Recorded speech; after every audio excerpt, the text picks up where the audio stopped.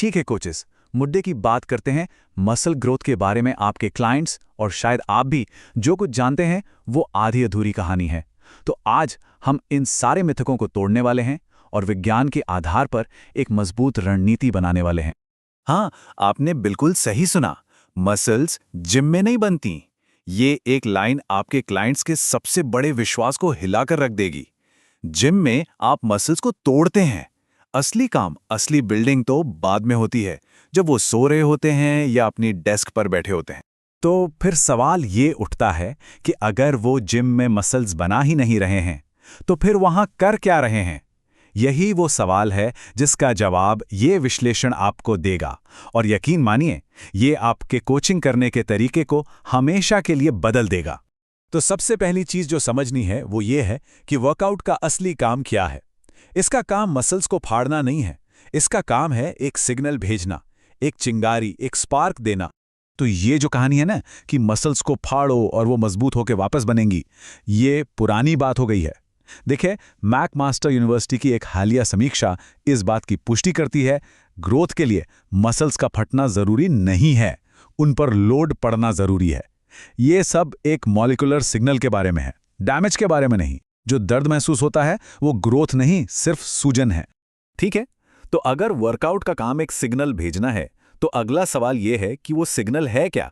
जवाब है tension, mechanical tension. यही वो भाषा है जिसे हमारी मसल समझती हैं। यहां पर साइंस बहुत दिलचस्प हो जाता है। जब कोई मसल फाइबर लोड के नीचे खिंचता है तो वो सचमुच में अपना आकार बदलता है।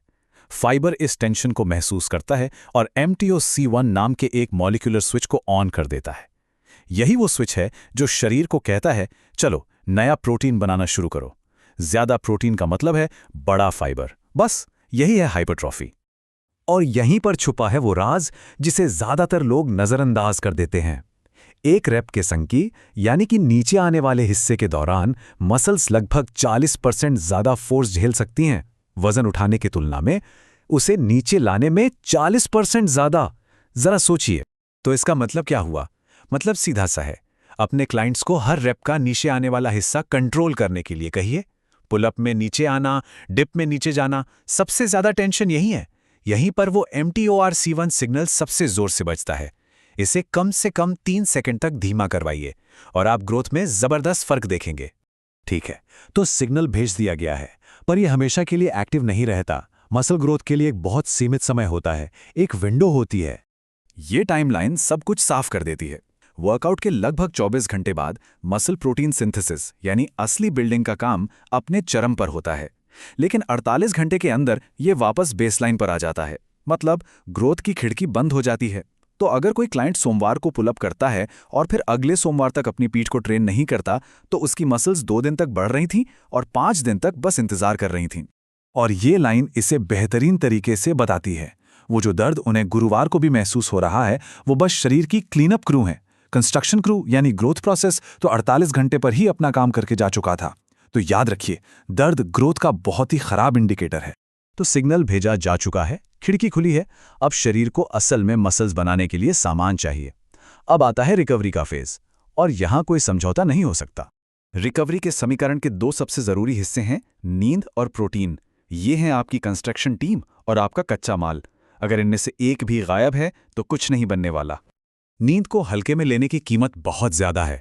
सिर्फ एक रात की खराब नींद आपके MPS को 18% तक गिरा सकती है। और अगर एक हफ्ते तक सिर्फ 5 घंटे सोएं तो टेस्टोस्टेरॉन 10 से 15% तक गिर जाता है। ये एक हफ्ते में 10 साल बूढ़े होने जैसा है। ये कोई लाइफस्टाइल टिप नहीं है, ये एक जैविक जरूरत है। अब जरा ये स्टडी देखिए। 2 ग्रुप, दोनों एक ही कैलोरी डेफिसिट डाइट पर। फर्क सिर्फ एक था, नींद। जिस ग्रुप ने कम नींद ली उसने 60% ज्यादा मसल्स गंवाई और 55% कम फैट लॉस किया। खाना वही, लेकिन नींद की वजह से नतीजे जमीन आसमान के। नींद ही तय करती है कि आपका वजन फैट से जाएगा या आपकी कीमती मसल से। और फिर आता है प्रोटीन। MTRC1 ने शरीर को नई मसल्स बनाने का ऑर्डर दे दिया है, लेकिन उसे कच्चा माल तो चाहिए।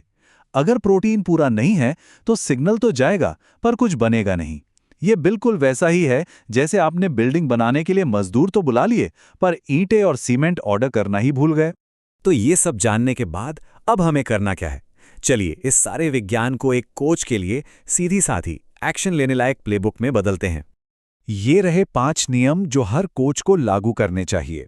पहला, प्रोग्रेसिव ओवरलोड, हमेशा तनाव की मांग बढ़ाते रहिए। दूसरा, सनकी को कंट्रोल करें, वो 3 सेकंड का नियम।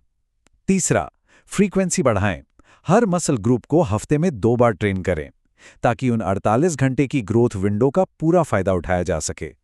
चौथा, नींद को प्राथमिकता दें, कम से कम 7 घंटे, इसमें कोई समझौता नहीं। और पांचवां, प्रोटीन का सेवन पक्का करें। इन नियमों को फॉलो कीजिए और आपके क्लाइंट्स के नतीजे आसमान छू जाएंगे।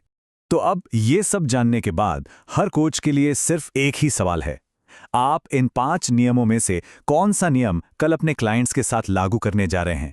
क्योंकि ज्ञान तभी शक्ति बनता है जब उसे इस्तेमाल किया जाए।